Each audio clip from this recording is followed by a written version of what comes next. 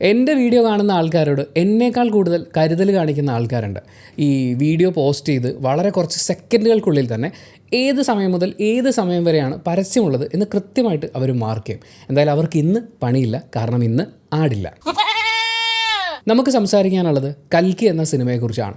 ശരിക്കും ആ സിനിമയ്ക്കുള്ളിലെ കാര്യങ്ങളൊക്കെ വെച്ചുകൊണ്ട് അവർക്കുണ്ടായിരുന്ന താരനിര, അവർ പബ്ലിക്കായിട്ട് കാണിച്ചതും സിനിമയിൽ സർപ്രൈസായിട്ട് വരുന്നതായിട്ടുള്ള താരനിരയൊക്കെ വെച്ചുകൊണ്ട് അവർക്ക് വളരെ വലിയ രീതിയിൽ ഇതിൻ്റെ പ്രൊമോഷൻ പരിപാടികൾ പിടിക്കായിരുന്നു. പക്ഷേ വളരെ ചെറിയൊരു ലൈനിലാണ് അവർ പ്രൊമോഷൻസ് ചെയ്തിട്ടുള്ളത് എന്നാണ് എനിക്ക് ഫീൽ ചെയ്തത്. അതിന് രണ്ട് കാരണങ്ങളുണ്ടാവാം. ഒന്ന്, സിനിമയിൽ അത്രയധികം പ്രതീക്ഷയുണ്ടാകും. ഇതിന് 5 പൈസയുടെ പ്രൊമോഷൻ ചെയ്തിട്ടില്ലെങ്കിലും പടം കയറിക്കൊളുത്തും. അതല്ലെങ്കിൽ സിനിമയ്ക്ക് നമ്മൾ ഒരുപാട് പൈസ മുടക്കി, ഇപ്പം തന്നെ കടത്തിലാണ്, ഈ പടത്തിൻ്റെ കാര്യത്തിൽ ഏകദേശം തീരുമാനമാകും, അതുകൊണ്ട് ഇനി പ്രൊമോഷൻ ചെയ്ത് പൈസ കളയണ്ട എന്നുള്ള തീരുമാനമാവാം. സിനിമ തുടങ്ങി സത്യം പറയാമല്ലോ, ഞാൻ ഒരുപാട് വട്ടം കണ്ടിട്ടുള്ള എത്രയോ ഇംഗ്ലീഷ് സിനിമകളുടെ ആവർത്തനമാണ് നമ്മളിങ്ങനെ കണ്ടുകൊണ്ടിരിക്കുന്നത്.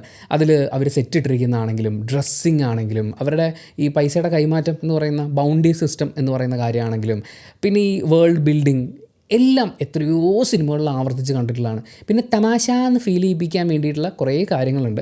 സിനിമ അതിപുരാണമായിട്ടുള്ള പല കാര്യങ്ങളെക്കുറിച്ചും കണക്ട് ചെയ്യുന്നതുകൊണ്ടായിരിക്കും കോമഡിയും അതേപോലെ തന്നെ പുരാതനമായിരുന്നു. പിന്നെ ഇങ്ങനെ ഓരോ കാര്യം ചെയ്ത് ഇങ്ങനെ പൊയ്ക്കൊണ്ടിരിക്കുകയാണ്. ഒരു ഇൻട്രസ്റ്റിംഗ് സാധനം വേണ്ടേ? ദീപിക പദുക്കോൺ വരുന്ന അത്രയും സമയത്തും സിനിമ ഇങ്ങനെ സ്ലോ ആയിക്കൊണ്ടിരിക്കുക. പ്രത്യേകിച്ച് തുടക്കത്തിൽ അമ്മ അമ്മ എന്നുള്ള വിളിയാണ് നമ്മൾ കൂടുതലും കേട്ടുകൊണ്ടിരിക്കുന്നത്. അങ്ങനെയൊക്കെ പോയ ഒരു സിനിമ പക്ഷേ എനിക്ക് വളരെയധികം ഇഷ്ടപ്പെട്ടു. ഇതൊരു ബിഗിനിങ് ആണ് എന്നാണ് എനിക്ക് പറയാൻ തോന്നുന്നത്. ആദ്യം പറഞ്ഞ കാര്യങ്ങളെല്ലാം സിനിമയുടെ ഫസ്റ്റ് ഹാഫിനെ സംബന്ധിക്കുന്നതാണ്. പക്ഷേ ഇൻ്റർവെല്ലാവുമ്പോൾ സിനിമ ഇങ്ങനെ പൊയ്ക്കൊണ്ടിരുന്നിട്ട് ഇതിങ്ങനെ ഒരു കയറ്റം കയറും. അപ്പോൾ നമ്മളൊരു ചാർജിലേക്കൊക്കെ വരും. എന്നിട്ട് നമ്മൾ ചായ കുടിക്കാനൊക്കെ പോയിട്ട് തിരിച്ചു വരും. അങ്ങനെ നിന്ന സിനിമ പിന്നെ ഒരു എക്സ്പൊണൻഷ്യൽ ഗ്രാഫ് വരയ്ക്കുന്ന പോലെ ഒരൊറ്റ കയറ്റമാണ് മാൻ. ക്ലൈമാക്സ് വരെ വേറെ ഒന്നും ചിന്തിക്കാനോ ഒന്നും സ്പേസ് ഇടാതെ ക്ലൈമാക്സിനോടടുത്ത് ഒരുപാട് റൊമാൻറ്റിഫിക്കേഷൻ മൊമെൻറ്റ്സ് തന്നൊരു സിനിമയാണ് എന്നെ സംബന്ധിച്ച് കൽക്കി. ഒരു രക്ഷയില്ല എന്ന് പറഞ്ഞാൽ ഒരു രക്ഷയില്ല. അതിലേറ്റവും പോസിറ്റീവായിട്ടുള്ള ഘടകം എനിക്ക് ഫീൽ ചെയ്തത് ഈ സിനിമയുടെ ഊർജ്ജം എന്ന് പറയുന്നത് അമിതാഭ് ബച്ചനാണ്. അമിതാഭ് ബച്ചൻ്റെ ക്യാരക്ടർ, ആ സ്റ്റാറിനെയും അയാളുടെ ശരീരത്തിനെയും അയാളുടെ ഒരു ആക്ടിങ് സ്കില്ലിനെയും എല്ലാം ഒരുപോലെ മാക്സിമം ഉപയോഗിച്ച സിനിമ എന്നാണ് ഈ സിനിമയെക്കുറിച്ച് എനിക്ക് പറയാൻ തോന്നുന്നത്. കാരണം അമിതാഭ് ബച്ചൻ്റെ ഹൈറ്റ് നമുക്കൊരു പ്രധാന ഘടകമാണല്ലോ. ആ ഹൈറ്റിനെ കുറച്ചും കൂടി ഒന്ന് പർവ്വതീകരിച്ച് വേറൊരു ലെവലിൽ അശുദ്ധാത്മ എന്ന് പറയുന്ന ആ ക്യാരക്ടറിനെ കൊണ്ടുവന്ന് വെച്ചിട്ട് അങ്ങ് പെർഫോം ചെയ്ത് തകർക്കുകയാണ്. പുള്ളിയുടെ ഇൻട്രൊഡക്ഷൻ സീൻ ആദ്യം പറയാം, സിനിമ തുടങ്ങുന്ന സമയത്ത് തന്നെ തിയേറ്ററിൽ ഉണ്ടാവണം. അല്ലാതെ ആദ്യത്തെ ഒരു 2 മിനിറ്റ് 3 മിനിറ്റ് മിസ്സായി കഴിഞ്ഞാൽ ഇതിലൊരു എപ്പിക് സ്വഭാവം നിങ്ങൾക്ക് തുടക്കത്തിൽ മിസ്സാവും. പിന്നീട് അത് കിട്ടും, പക്ഷേ ആ തുടക്കത്തിൽ ആ ഒരു സാധനം ഉണ്ടല്ലോ, അത് അടിപൊളി പരിപാടിയാണ്. അപ്പോൾ അവിടെ മുതൽ സിനിമയുടെ അവസാനം വരെ, ഈ ഒരു സിനിമയുടെ, കാരണം ഇനി വരാനിരിക്കുന്നേ ഉള്ളൂ, അതെല്ലാം നമ്മൾ തിയേറ്ററിൽ പോയി കാണും.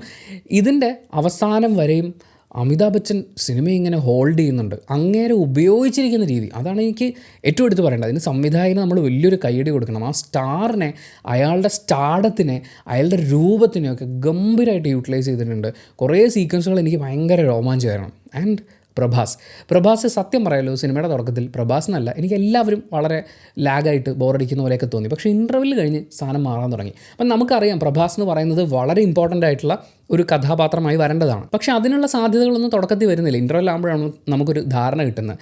പിന്നീട് ഒരു ഘട്ടത്തിൽ ഒരു പെർട്ടിക്കുലർ ഡയലോഗ് കേൾക്കുമ്പോൾ അപ്പോൾ ഇങ്ങനെ ഇതിനെ കണക്ട് ചെയ്തൊരു ക്യാരക്ടറായിരിക്കും എന്ന് പറയും. അങ്ങനെ ഏകദേശം നമുക്ക് ക്യാരക്ടർ എന്താണെന്നൊക്കെ മനസ്സിലാവും. പക്ഷെ ആ ക്യാരക്ടർ റിവീലിംഗ് മൊമെൻ്റ് ഉണ്ടല്ലോ, അതിങ്ങനെ പിടിച്ച് തേങ്ങ ഉടക്കി സാമിയെന്ന് നമ്മൾ പറയുന്ന മൊമെൻറ്റിൽ, അല്ലെങ്കിൽ അതിലും കൂടുതൽ ആകാംക്ഷ നമുക്ക് തന്നിട്ടാണ് എന്താണ് പ്രഭാസിൻ്റെ ക്യാരക്ടർ എന്നുള്ളത് റിവീലാവുന്നത്. എൻ്റെ മോനെ, തിയേറ്ററിൽ അത് അനുഭവിക്കുമ്പോൾ ഉണ്ടല്ലോ, പ്രത്യേകിച്ച് നമ്മൾ ഈ പറയുന്ന ക്യാരക്ടേഴ്സ്, മഹാഭാരതത്തിലെ കഥാപാത്രങ്ങൾ എന്ന് പറയുന്നത് ഓരോന്നിനെക്കുറിച്ചും പല ഗ്രന്ഥങ്ങളിലായിട്ട്, കുറേ പുസ്തകങ്ങളിലായിട്ട് പിൽക്കാലത്ത് പല രീതിയിൽ ആ ക്യാരക്ടേഴ്സിനെ നോക്കിക്കണ്ടിട്ടുള്ള പുസ്തകങ്ങളൊക്കെ വായിച്ചിട്ടുണ്ടല്ലോ. അങ്ങനെ നിൽക്കുമ്പോൾ നമുക്കിതൊരു വൻ ക്യാരക്ടറാണ്. അങ്ങനെ ഈ ക്യാരക്ടേഴ്സിൻ്റെ സംഭവങ്ങൾ ആൻഡ് മഹാഭാരത യുദ്ധം റിലേറ്റ് ചെയ്തിട്ടുള്ള കുറച്ച് സീക്വൻസുകളുണ്ട്. ഒരു കാരണവശാലും നിങ്ങളത് തിയേറ്ററിൽ മിസ് ചെയ്യരുത്. പലപ്പോഴും ഇന്ത്യൻ സിനിമയിലെ ഗ്രാഫിക്സ് എന്ന് പറയുന്നത് പഴയ മഹാഭാരത സീരിയലിൻ്റെ ലെവലിൽ തന്നെ കിടക്കുകയാണ്. പക്ഷേ ഇതുണ്ടല്ലോ, ഇത് രസമായിരുന്നു, അടിപൊളിയായിരുന്നു. പിന്നെ സിനിമയുടെ തുടക്കത്തിൽ ഞാൻ പറഞ്ഞല്ലോ, തെർമോക്കോൾ ഒരുപാട് ഉപയോഗിച്ചിട്ടുണ്ടാവുമല്ലേ എന്ന് നമുക്ക് ചോദിക്കാൻ തോന്നുന്നത് പോലെയാണ് ഇതിലെ തോക്കുകളും കാര്യങ്ങളൊക്കെ ഉള്ളത്. കുറേ സ്ഥലങ്ങളിൽ അത് വളരെ എവിഡൻ്റാണ്. എടുത്തെറിയുമ്പോഴൊക്കെ അത് ജമ്പ് ചെയ്ത് പോകുന്നത് കാണുമ്പോൾ നമുക്ക് മനസ്സിലാവും, ചിരി വരും. പിന്നെ ഇതിൻ്റെയൊക്കെ ഒറിജിനൽസ് എന്താണെന്നുള്ളത് നമ്മൾ കണ്ടിട്ടുണ്ടല്ലോ. ഈ സിനിമയിൽ ഇപ്പോൾ പറയാനാണെങ്കിൽ ഒരുപാട് ഹോളിവുഡ് സിനിമകളുണ്ട്. ഇതിലെ ഏറ്റവും പ്രധാനപ്പെട്ട ഒരു ഷീൽഡ് കണ്ടപ്പോൾ ഇത് വകാണ്ടയാണോ അതോ മറ്റേ ഡോക്ടർ സ്ട്രേഞ്ചിൻ്റെ ആണോ, അങ്ങനെ കുറേ സംശയങ്ങളൊക്കെ വരും. ഒരുപാട് ഇംഗ്ലീഷ് സിനിമകൾ ഇങ്ങനെ എടുത്തു വച്ചിരിക്കുകയാണ്. പക്ഷേ അതിനൊക്കെ അപ്പുറം ഈ സിനിമ കാണാൻ പോകുമ്പോൾ ഞാൻ പ്രതീക്ഷിച്ചിരുന്നത്, എനിക്കറിയാമായിരുന്നു ഇതുപോലത്തെ കോപ്പി കാര്യങ്ങളൊക്കെ ഒരുപാട് ഉണ്ടാവുമെന്ന്. പക്ഷേ അതിനെ നമ്മുടെ ഇതിഹാസങ്ങളുമായിട്ട് കണക്ട് ചെയ്ത് ആ ക്യാരക്ടേഴ്സിനെ ഒന്ന് എസ്റ്റാബ്ലിഷ് ചെയ്തൊക്കെ വരുന്ന ആ ഒരു രീതി എന്താണെന്ന് അറിയാനാണ് ആകാംക്ഷ ഉണ്ടായിരുന്നത്. അതവർ വെടിപ്പായിട്ട് ചെയ്തിട്ടുണ്ട്. പിന്നെ ഇതിനകത്ത് മലയാളികളുടെ പ്രിയ സാന്നിധ്യമായ ശോഭനയുടെ ഡബ്ബിങ് കുറച്ചും കൂടി രസമായിട്ട് പഞ്ചിങ് ആയിട്ട് ചെയ്യാമെന്ന് എനിക്ക് തോന്നിയിട്ടുണ്ടായിരുന്നു. ഞാൻ മലയാളം 3D ആണ് കണ്ടത്. 3D തന്നെ കാണാൻ ശ്രമിക്കുക. മലയാളം ഡബ്ബിങ് അത്യാവശ്യം നല്ല രീതിക്ക് തന്നെ അവർ ചെയ്തിട്ടുണ്ട്. ശോഭന തന്നെയാണോ ശോഭനയ്ക്ക് ഡബ്ബ് ചെയ്തതെന്ന് എനിക്ക് സംശയമുണ്ട്. അത്ര അങ്ങോട്ടൊരു സുഖമായില്ല എന്ന് തോന്നി. പെർഫോമൻസ് വൈസ് അടിപൊളിയായിരുന്നു. അന്നാബൻ വളരെ രസമായിട്ടുണ്ടായിരുന്നു. അന്നാബനും ശോഭനയും മാത്രമല്ല, നമുക്കറിയാവുന്ന ഒരുപാട് താരങ്ങൾ ഈ സിനിമയിൽ പലയിടങ്ങളിലായിട്ട് വരുന്നുണ്ട്. പക്ഷേ രസമുള്ള കുറച്ച് പെർഫോമൻസ് വന്നിട്ട് ഇവരൊക്കെ പെട്ടെന്ന് സ്ക്രീൻ ഒഴിയാണ്. നമ്മൾ ഈ കൊളാട്രൽ ഡാമേജ് എന്ന് പറഞ്ഞ പോലെയാണ് ഒരുപാട് താരങ്ങൾ ഈ സിനിമയിൽ വന്നു പോകുന്നത്. പിന്നെ നമ്മുടെ പയ്യനെക്കുറിച്ച് നമ്മൾ പറയാതിരിക്കുന്നത് വളരെ മോശമാണല്ലോ. ദുൽഖറിൻ്റെ ക്യാരക്ടർ ഈ സിനിമ കണ്ടപ്പോൾ എനിക്ക് ഫീൽ ചെയ്യുന്നത് ഇനി എവിടെയെങ്കിലും അയാൾ വരാൻ ചാൻസ് ഉണ്ട് എന്നാണ്. ഈ സിനിമയിൽ പുള്ളി എവിടെ വരും, എങ്ങനെ വരുമെന്നൊക്കെ ഞാൻ പറഞ്ഞു കഴിഞ്ഞാൽ പിന്നെ അതിൻ്റെ ഒരു ത്രില്ല് പോവില്ല. അതുകൊണ്ട് തിയേറ്ററിൽ പോയി എൻജോയ് ചെയ്യുക. പിന്നെ കമൽ സാർ, എൻ്റെ മോനെ, സിനിമയുടെ തുടക്കം മുതൽ ഓൾമോസ്റ്റ് ഒരു ഭാഗം വരെയൊക്കെ പുള്ളിയുടെ ആ ഒരു ഗ്രാഫിക്കലി ഒക്കെ വ്യത്യാസപ്പെടുത്തിയിട്ടുള്ള രൂപം നമ്മൾ കാണുമല്ലോ. ഇയാളിത് ഏത് റേഞ്ച് ഒരു സാധനമാണ് എന്ന് പറയുന്ന ഒരു സാധനമുണ്ട്. അത് പൊളിയായിട്ടുണ്ട്. അതായത് ഇതിൻ്റെ VFX ചെയ്ത ആൾക്കാർക്ക് ഇങ്ങേരുടെ ഫേസിൻ്റെ ഇത്രയും എക്സ്പ്രഷൻസ് ഒപ്പിയെടുക്കാൻ പറ്റി എന്നുള്ളത് ഒരു വലിയ കാര്യമായിട്ട് എനിക്ക് തോന്നുന്നു. കാരണം കുറേ സാധനങ്ങളുണ്ട്, അത് നിങ്ങൾ തിയേറ്ററിൽ സിനിമ കാണുമ്പോഴേ മനസ്സിലാവുള്ളൂ. അതിഗംഭീരമായിട്ട് വന്നിട്ടുണ്ട് ആ ക്യാരക്ടർ. മ്യൂസിക് വളരെ രസമായിരുന്നു. പക്ഷേ എവിടെയൊക്കെയോ എനിക്ക് ഈ മറ്റേ സലാറിൻ്റെ ഒരു BGM ഉണ്ടല്ലോ, ടരരരര, അതെൻ്റെ മനസ്സിൽ പ്ലേ ആവുന്നുണ്ടായിരുന്നു. കാര്യം ആ മൊമെൻ്റ് അത്രയും ചാർജായിട്ട് വരുന്നുണ്ട്. പക്ഷേ മ്യൂസിക് കുറച്ചും കൂടി വേണമായിരുന്നു എന്ന് തോന്നിപ്പോയി. അതായത് അതിലുള്ളത് മോശമാണെന്നല്ല, ഈ സിനിമ കണ്ടുകൊണ്ടിരിക്കുമ്പോൾ നമ്മൾ ഈ പറഞ്ഞ കാര്യങ്ങളൊന്നും ആലോചിക്കാത്ത രീതിയിൽ വളരെ വെടിപ്പായിട്ട് അവരത് ചെയ്തു വെച്ചിട്ടുണ്ട്, അതിൻ്റെ ടോട്ടൽ ഔട്ട്പുട്ട്. പക്ഷേ കുറച്ചും കൂടി വേണമായിരുന്നു എന്ന് എനിക്ക് തോന്നിപ്പോയി. ആൻഡ് ഇതിലെ ചില സീനുകളൊക്കെ കണ്ടപ്പോൾ സത്യം പറയാമല്ലോ, ഈ സിനിമ ഒരു സംവിധായകനല്ല 3 പേര് ചേർന്ന് ചെയ്യണമായിരുന്നു. ആ രാജമൗലിയും പ്രശാന്ത് നീലും പിന്നെ നമ്മുടെ നാഗശ്വിനും ഇതിൻ്റെയൊക്കെ കുറേ ബ്ലെൻഡ് സാധനങ്ങൾ വന്നിരുന്നെങ്കിലുണ്ടല്ലോ, ഇത് ഇന്ത്യൻ സിനിമയിൽ നമുക്കിങ്ങനെ ബെഞ്ച് മാർക്കായിട്ട് വെക്കാൻ പറ്റുന്ന ഒരു സിനിമയായിട്ട് മാറുമായിരുന്നു. കാരണം ഈ സിനിമയുടെ തുടക്കത്തിലുള്ള കുറേ എലമെൻറ്റുകൾ എന്ന് പറയുന്നത് അത്ര അങ്ങോട്ട് ഗ്രിപ്പിംഗ് ആവുന്നുണ്ടായിരുന്നില്ല. അവിടെ മുതലേ നമുക്ക് ഈ ഒരു സാധനം കിട്ടിയിരുന്നെങ്കിൽ സിനിമയുടെ ക്ലൈമാക്സ് ആകുമ്പോഴേക്കും നമ്മളിങ്ങനെ തരിച്ചിരുന്ന് ഷോക്കടിച്ചിരുന്ന പോലെ ആയിപ്പോയേനെ. അതുപോലെ ചില ക്യാരക്ടേഴ്സിൻ്റെ ഹൈപ്പ്, അതിൽ ഡയലോഗിൽ അതുണ്ടായിരുന്നു. അതായത് അമിതാഭ് ബച്ചനെ കുറിച്ചൊരു കുട്ടി മറ്റൊരാളോട് പറയുന്നത്, ഇയാളെ നിങ്ങൾക്ക് അറിയില്ല എന്നുകൊണ്ട് പുള്ളി ഒരു ഡയലോഗ് പറയുന്നുണ്ട്. ആ ഡയലോഗ് അത് വേറൊരു രീതിയിൽ പ്രസൻറ്റ് ചെയ്തിരുന്നെങ്കിൽ, അല്ലെങ്കിൽ തന്നെ അതിനൊരു രോമാഞ്ചം ഉണ്ടായിരുന്നു. പക്ഷേ അത് വേറൊരു രീതിയിൽ പ്രസൻറ്റ് ചെയ്തിരുന്നെങ്കിലുണ്ടല്ലോ, അതെനിക്ക് തോന്നുന്നത് പ്രശാന്ത് നീലിൻ്റെ ഐറ്റമാണ് ഈ ഹൈപ്പ് കയറ്റുക എന്ന് പറയുന്നത്. അതൊക്കെ ഞാനിങ്ങനെ നമ്മൾ കൊതിച്ചു പോകുമല്ലോ, ഇത് ഇങ്ങനെയും കൂടി ഇവർ ചെയ്തിരുന്നെങ്കിൽ നമുക്ക് ഇഷ്ടപ്പെടുമ്പോഴാണല്ലോ നമ്മളത് കൂടുതൽ മെച്ചപ്പെടണമായിരുന്നു എന്ന് ആഗ്രഹിക്കുന്നത്. അങ്ങനത്തെ കുറേ മൊമെൻറ്റ്സ് ഉണ്ടായിരുന്നു. പക്ഷേ ഞാൻ വീണ്ടും പറയുന്നു, ഇതിൽ എന്തെങ്കിലും എടുത്തു പറഞ്ഞ് നമുക്കൊന്ന് പുറകോട്ട് വലിക്കാനുണ്ടെങ്കിൽ ഈ പറയുന്ന ഹോളിവുഡ് സിനിമകളുടെയൊക്കെ അനുകരണമായിട്ടുള്ള ഒരുപാട് ഗ്രാഫിക്കൽ സംഭവങ്ങളും, അതുപോലെ ഈ കാലഘട്ടം ഇത്രയും വർഷം കഴിയുമ്പോൾ ഭൂമി ഇങ്ങനെ ആയിരിക്കും എന്ന് പറയുന്ന കോൺസെപ്റ്റൊക്കെ നമുക്കിപ്പോഴും വെസ്റ്റിൽ നിന്ന് എടുക്കാൻ മാത്രമേ ഉള്ളൂ എന്ന് ചോദിക്കാൻ തോന്നുന്ന പോലെയുണ്ട്. നമ്മുടേതായിട്ടുള്ള എന്തെങ്കിലും ഒരു വേർഷൻ, ഒരു ഇൻപുട്ട് അതിനകത്ത് ഉണ്ടായിരുന്നെങ്കിൽ സംഭവം കലക്കിയാനെ. ബാക്കി ഒരു ഹോളിവുഡ് പടത്തിലൊക്കെ കാണുന്ന പോലത്തെ കാര്യങ്ങളൊക്കെയാണ്. അതിനെ എങ്ങനെ നമ്മുടെ ഇതിഹാസങ്ങളും അല്ലെങ്കിൽ പുരാണങ്ങളിലെ കഥാപാത്രങ്ങളും ഒക്കെ ആയിട്ട് ബ്ലെൻഡ് ചെയ്തു എന്നുള്ളതാണ് ഈ സിനിമയുടെ ഒരു സംഭവം എന്ന് പറയുന്നത്. സെക്കൻഡ് ഹാഫ് വേറെ ലെവലായിരുന്നു.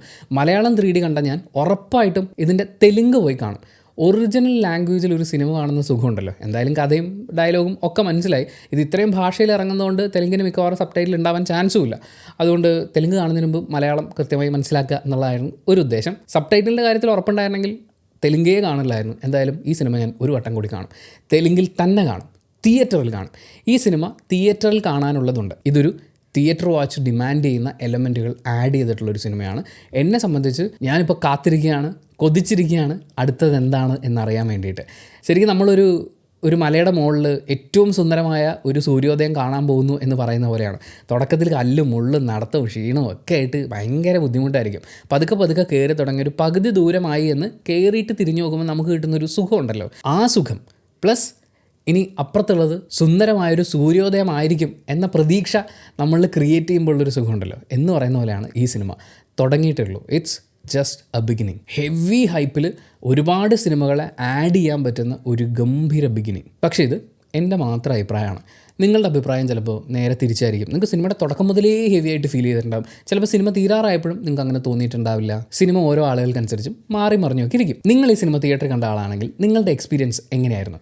അതൊന്ന് കമൻറ്റ് ബോക്സിൽ രേഖപ്പെടുത്താമോ? അതിൻ്റെ കൂടെ നമുക്ക് ചെറിയൊരു കാര്യം കൂടി ചെയ്യാം. ഈ സിനിമ കണ്ടപ്പോൾ നിങ്ങൾക്ക് ഏതൊക്കെ ഇംഗ്ലീഷ് സിനിമകൾ ഓർമ്മ വന്നു എന്നുള്ളതും ഒന്ന് കമൻറ്റ് ബോക്സിൽ രേഖപ്പെടുത്തോ. അപ്പോൾ thank you so much for watching this video. Video ഇഷ്ടപ്പെട്ടാൽ ലൈക്ക് ചെയ്യുക, കമൻറ്റ് ചെയ്യുക, ഷെയർ ചെയ്യുക, സബ്സ്ക്രൈബ് ചെയ്യുന്ന കാര്യം പരിഗണിക്കുക.